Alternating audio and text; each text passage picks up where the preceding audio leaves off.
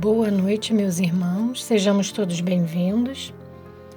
Para darmos início à nossa reunião, vamos pedir a nossa irmã Márcia Pinto para fazer a leitura da nossa página da noite de hoje.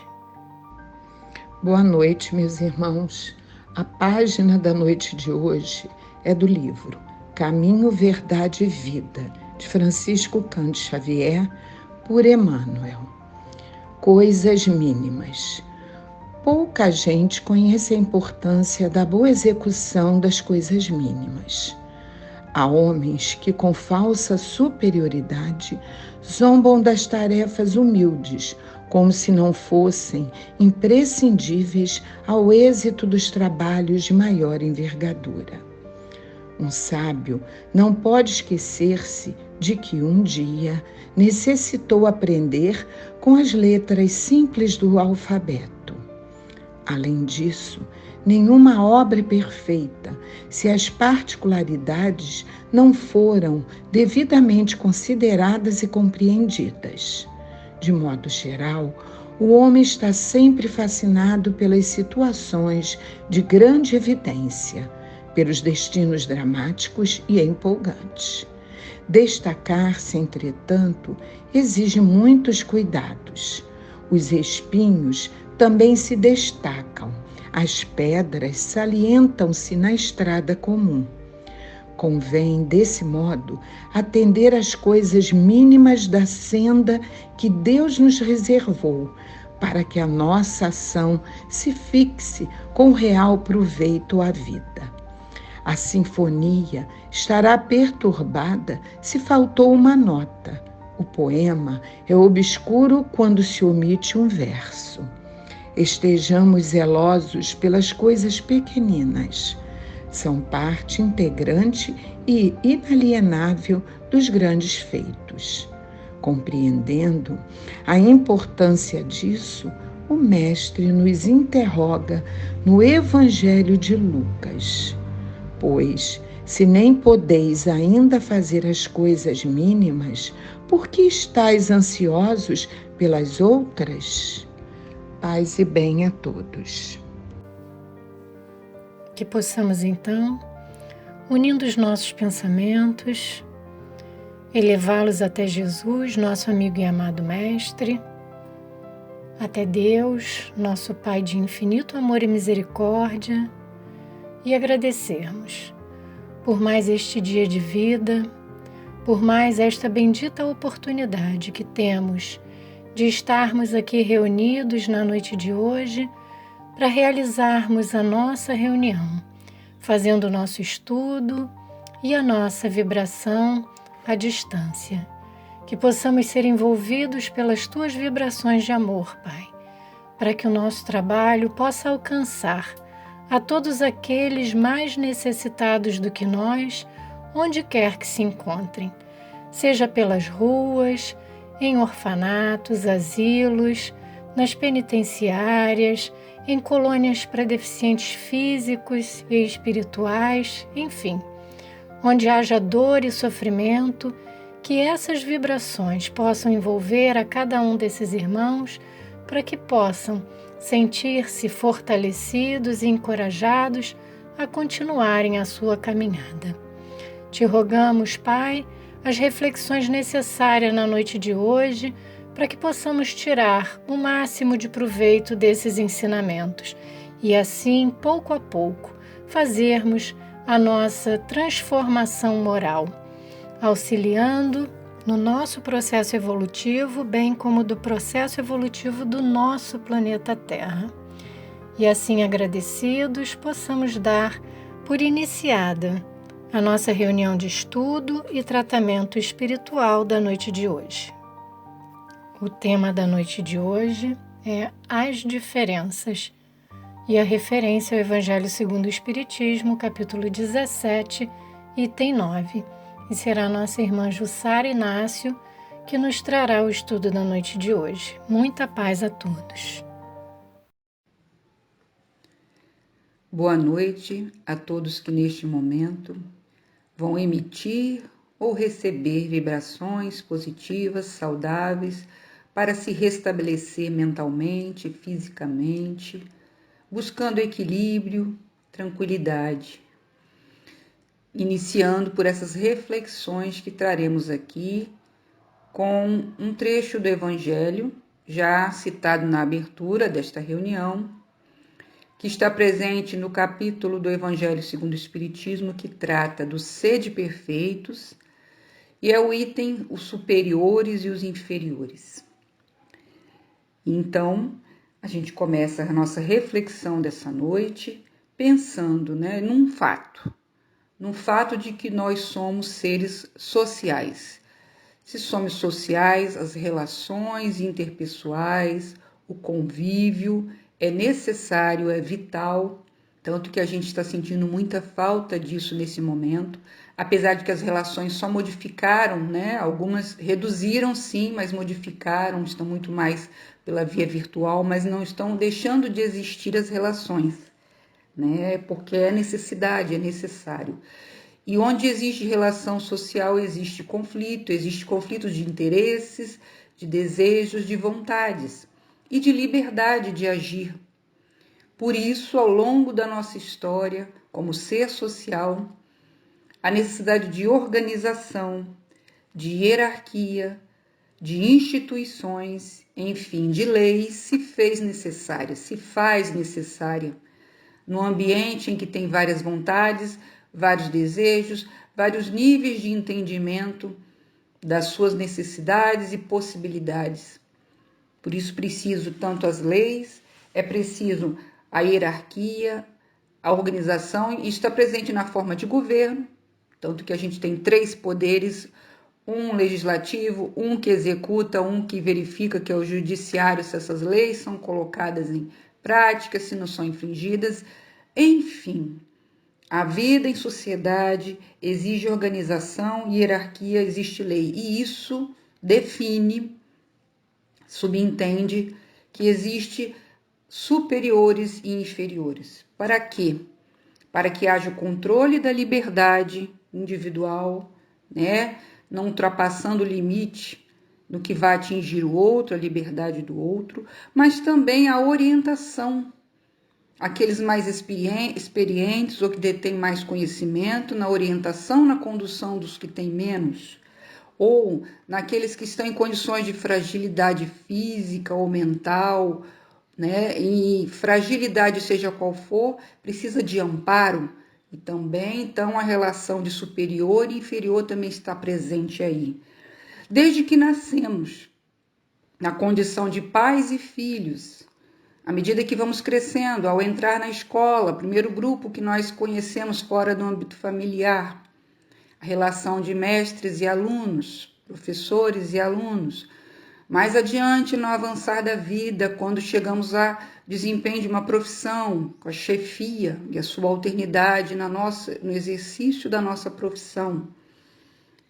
Ou seja, todo o tempo nós estamos em relações e elas estabelecem, de alguma forma, uma superioridade, uma inferioridade, na condição de alguém que está acima com alguém que está abaixo, alguém que está dependendo de alguma orientação, alguma determinação, alguém que está determinando ou orientando.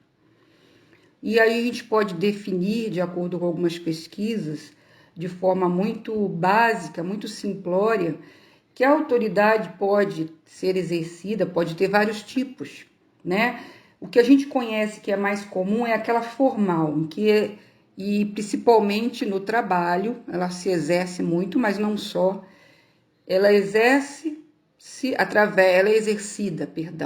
através do cargo ou da atividade que uma pessoa ocupa.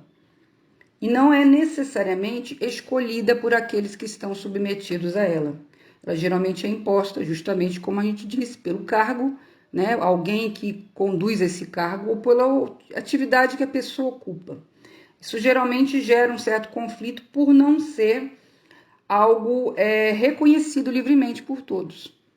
Esse é um tipo de autoridade, pelo cargo ou pela atividade, e não propriamente pela escolha dos demais. Existe a autoridade moral, e aquela que de alguma forma é reconhecida, dada a outrem, pelo seu valor, pela sua experiência, pelo seu conhecimento. Existe uma aprovação, uma sujeição subjetiva, mas de uma certa força em que o outro está num nível de moralidade superior à nossa, pelo seu valor, pela sua experiência, sobretudo pelo seu exemplo. E isso a gente percebe em Jesus, quantas pessoas ao simples contato já sentia. Isso é algo que toma a pessoa, né? E muitos já disseram que ao contato com Chico Xavier também sentia alguma coisa, não só muito boa, mas sentia a superioridade, que é a moral, que faz você sentir imediatamente que aquele indivíduo tem algo de valor que se sobrepõe ao nosso. E isso é instintivo, né? Mas existe também uma outra autoridade que parece também que exerce esse poder sobre o outro, que faz com que ele o siga e obedeça, que é uma autoridade chamada de carismática, mas não está propriamente ligada à moralidade, mas muito mais a uma capacidade pessoal de encanto, de influência, uma habilidade de influenciação sobre o outro.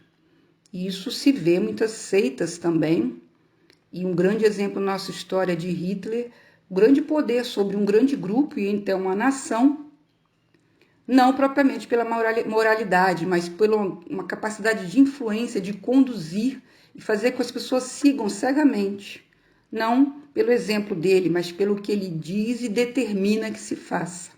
E muitas vezes são atitudes abusivas e que em outro momento as pessoas analisam e se questionam como determinadas pessoas seguiram. É uma liderança carismática que algumas pessoas exercem sobre a outra, é um certo magnetismo, né? Existe aquela que não é magnetismo, mas é a força, é o poder, é o que gera medo, né? E em muitos regimes totalitários que têm desse poder, né? E muitas vezes é passado de pai para filho, de dentro de uma mesma família, e a coisa vai se perdurando, mesmo que parece que a grande maioria não concorda, mas existe ali um poder, seja qual for a força, gerando medo que coercitivamente impõe, determina a atitude dos outros. E existe uma autoridade também, mesmo que tenha uma autoridade formal, uma pessoa ali representando, ela não é baseada nessa pessoa, mas nas normas. Normas que foram fruto de um acordo coletivo, é o que é chamado de autoridade democrática. Mesmo que tenha alguém ali representando ou lembrando dessas normas, ou seja, a autoridade é feita pela norma, que foi feita, estabelecida de um acordo coletivo, uma análise, uma construção coletiva. Então, a autoridade, de acordo com esses tipos, de forma muito sucinta, que a gente pode reconhecer, né, na vida que a gente passa, ou vivencia, ou vê de alguma forma, ela envolve, logicamente, aplicação de sanções, premiações, privações, e a gente vê privação da liberdade no criminoso, sanção e premiação no sistema corporativo, nas empresas e no trabalho, controle e distribuição de recursos, e aí no âmbito do trabalho, no âmbito da política, do sistema político, mas até no lar também, quando os pais não permitem que o sorvete seja tomado, seja substituição de uma refeição. Não, a refeição tem que vir primeiro. O sorvete virá depois se a refeição for feita, ou seja, ali o recurso também está sendo administrado. Ou seja, tudo isso envolve uma ascendência de alguém sobre o outro. Envolve também poder e liderança, que muitos costumam diferenciar. O poder está muito mais atrelado à força, a gerenciar recursos, e a liderança está mais relacionada à influência, a uma habilidade pessoal. E que, por ser uma habilidade, uma influência, geralmente resulta numa adesão de vontade, de boa vontade do outro. Então, está mais relacionada a uma autoridade mais legítima, mais aceita, do que propriamente o poder, que envolve mais uma certa força, uma certa gerência de recursos, gerência de dominar ao outro, muito mais sobre isso. A força do que a liderança, né? A liderança diz mais respeito maior à influência. E aí nós paramos para pensar, né? Já falamos aqui que a vida em sociedade exige, ou pelo menos nos coloca em situações de superior ou inferior. Existem vários tipos de como essa autoridade é exercida, ou como ela surge, e o que ela envolve. E quem detém, e quem é submisso a ela, nós estamos falando em termos de exercer e de se submeter, ou aceitar e legitimar uma autoridade. Isso nos faz pensar e analisar ao longo da história que houve, de acordo nessa relação de poder, autoridade, influência, liderança, o abuso do poder da autoridade, que gerou e gera até hoje as desigualdades sociais. E a gente observa sociedades primitivas que o poder era colocado nas mãos de quem nascia na nobreza e era pelo nascimento, ou era pelo sexo, e aí é o homem sobre a mulher, porque aí vem a força, o vigor, os mais jovens sobrepondo os mais idosos, os mais velhos. Enfim, nós vemos ao longo de toda a história o abuso gerando essa desigualdade de sexo, de classe, de grupo, muitas vezes um sobrepondo o outro, e geralmente é quem tem a força ou o privilégio do nascimento, ou do sexo mais forte, com mais poder e vigor físico, e finalmente a questão do capital, do dinheiro, dos recursos. Então, sempre existiu e existe até hoje esse abuso de acordo com a cultura, com a prevalência de um grupo sobre o outro. Então, a gente para e pensa, para que essa questão da superioridade e inferioridade seja não levar em consideração as desigualdades, ou pelo menos não levar ao abuso do poder, tem que se buscar a igualdade. É essa a solução? E aí a gente se pergunta, é a igualdade que deve ser buscada ou a equidade? Equidade diz respeito a reconhecer de forma imparcial os direitos de cada um. Está relacionado à justiça. E se é justiça, está relacionada aos direitos de forma imparcial de cada um, olhar cada um é olhar a diferença, a diversidade, porque não somos iguais a ninguém, nós somos seres únicos. Então, a diversidade faz parte da vida.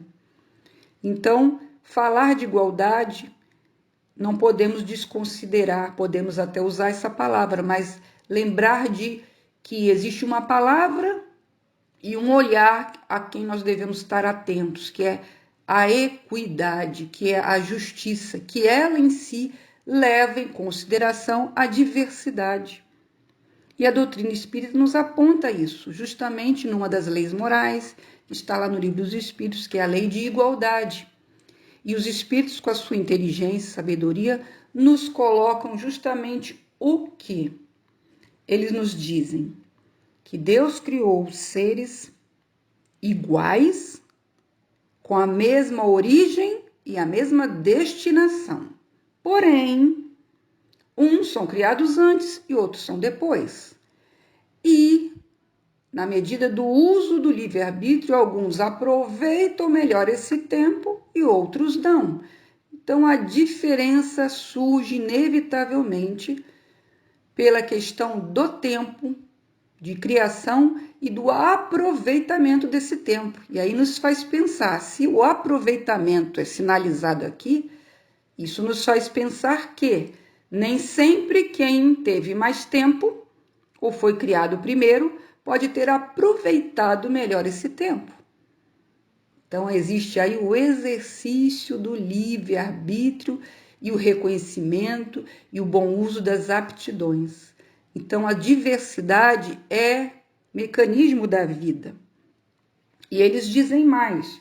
Eles dizem que a diversidade de funções, que é o que nos faz diferente, nós somos distintos, desiguais em termos de distinção de diversidade, espiritualmente falando, intelectualmente falando, psiquicamente falando, culturalmente falando.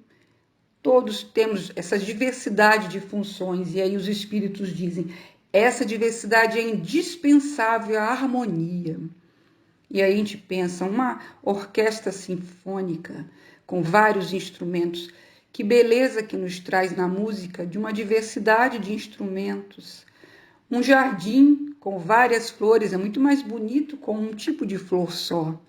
Uma variedade, um arranjo em que você consegue reunir vários tipos de flores é muito mais bonito, é muito mais harmônico. No ambiente da família, independente do gênero, do pai ou da mãe, seja quem for, exercendo funções diferentes, um tem mais o lado metódico, mais prático, e aí fica mais atento às finanças, aos recursos materiais, aos consertos, aos reparos. O outro é mais dado à sensibilidade, à leveza, ao lazer, aos afazeres mais que exigem uma habilidade manual mais detalhada, mais sensível. E os filhos nesse ambiente, seja quais for as funções de quem desempenham esses lados diferentes, tem como observar dois lados e tem a harmonia, porque cada um está ali usando a sua aptidão da melhor forma e elas são importantes a cada momento. A pessoa mais sensível ao administrar conflitos, a pessoa mais com senso prático, que vai lá e resolve quando a questão precisa de uma atitude mais imediata. Ou seja, a diversidade favorece a harmonia. Agora, a equidade, que é algo que tem que estar atento, quem tem a autoridade, quem está na posição de autoridade, seja em que instância for, é importante porque, e aí, olhando para a nossa sociedade, ao longo da nossa história, o abuso ocorreu justamente porque a equidade não foi observada, no sentido de justiça e de direito a cada um. Porque aí, quando você olha com equidade, você não vai olhar com privilégio, dando privilégio a determinado grupo ou determinado, elegendo determinada pessoa sobre a outra. Então, uma sociedade com equidade não tem os privilégios ditados por nascimento ou por qualquer tipo de recurso físico ou material. O preconceito por alguém ser de determinada raça, cor, crença ou gênero, não vai ter prevalência nem o desrespeito a quem for dessa diversidade, e aí entra, né, na constituição física, da sexualidade, da raça, da cultura. O acesso às oportunidades educacionais for disponibilizado a todas as pessoas, as sanções penais sejam dadas na medida da responsabilidade. Muitas vezes a gente observa na sociedade quem não tem direito ou quem não sabe se defender, sobe sanções e fica ali ao acaso, enquanto outros com situações ou com atitudes muito piores, só porque tem recursos eles conseguem se livrar da responsabilidade dos seus atos. Enfim, a equidade é o olhar de quem está sob a posição superior diante daqueles que estão na condição inferior, observando os direitos imparcialmente, dados a cada um de acordo com a sua diversidade. Agora, no âmbito de quem está numa posição de legitimar ou aceitar uma autoridade. Se quem está exercendo a autoridade tem que pensar no direito, na equidade, quem está na posição de subalternidade ou de dependência ou na situação de submetido a algum tipo de autoridade, nós aí entramos no âmbito do dever. E dever, de acordo com a doutrina espírita, algumas fontes aqui das obras básicas, o dever está relacionado ao nível de consciência e a uma palavrinha que se chama responsabilidade. Por que o dever está relacionado ao nível de consciência e à responsabilidade? Ao nível de consciência, as atitudes de uma criança e de um adulto podem ser equiparadas em termos de consciência ou da consequência, ou do assumir a consequência deles? Não, tanto que a criança, as consequências das ações dela, quem responde é o adulto, porque está no nível de consciência maior. Então, o dever está atrelado ao nível de consciência, por isso uma criança não tem que manter e prover uma família, ou prover os adultos. Quem tem que prover são os adultos. Assim como a responsabilidade. Alguém que idealiza um projeto tem a noção de todo o projeto a ser efetuado e aqueles que executam partes deste projeto, que não têm a noção do todo. A responsabilidade é diferente. Ou seja, a execução depende do nível de consciência e de responsabilidade de cada um. E também do local, da situação em que nós somos colocados. Ao falar de superior e inferior, depende de onde nos colocamos, onde estamos e com quem nos comparamos. Pais e filhos. Pais que têm os seus filhos, estão numa posição de autoridade, mas quando envelhece, muitas vezes os filhos é que têm a posição de autoridade sobre eles, porque eles ficam numa condição de dependência dos seus filhos. Autoridade no sentido de orientação e cuidado. E por sua vez, esses filhos se tornarão pais. Então, em algum momento ficou numa situação de inferioridade. Quando se tornar pais, quando se tornarem pais, exercerão sua autoridade sobre os seus filhos. Assim como o domínio de uma habilidade. Alguém que domina determinada habilidade, em termos de artesanato, questões mais manuais, e outros que têm o domínio intelectual. É diferente. Dependendo da situação em que se coloque, um vai estar num nível superior e outro inferior, dependendo da condição e do trabalho a ser executado. Então, essa delimitação de superior e inferior depende muito da posição em que nós estamos colocados e com quem nos comparamos. Jesus conosco, com certeza, é superior, mas ele com relação a Deus, e aí entra... Ele mesmo diz, bom, só é Deus. Ele reconhece a superioridade, chamando de pai, sim, é um pai, é uma superioridade amorosa, mas sempre vai existir alguém que está acima e alguém que está abaixo. Acima na condição de superioridade moral, ou intelectual, ou de habilidade, e o inferior no sentido de precisar de uma orientação, ou de um apoio, ou de alguma forma da nossa atitude perante ele, de apoio, de amparo ou de orientação. Então, todos nós, em qualquer momento da vida, essa vida agora atual, em nossa vida como espírito, essas posições dependem muito das situações e das comparações que fazemos. Então, legitimar e aceitar uma autoridade é aquela que, de acordo com o que colocamos no início, a moral é aquela que nos leva instintivamente, porque ela é o exemplo, é o valor, é o entendimento que aquela pessoa nos apresenta, que aquilo forçosamente nos faz legitimar aquela autoridade. E essa é que tem realmente ser reconhecida e aceita. Porém, na vida, nem sempre a autoridade moral vai estar presente. No trabalho, principalmente, né? Nem sempre vai estar isso, como a gente disse aqui, em função do cargo, das atividades. E aí, o dever, o cumprimento do dever, como fica diante de uma autoridade que não é tão legitimada assim, ou tão aceita?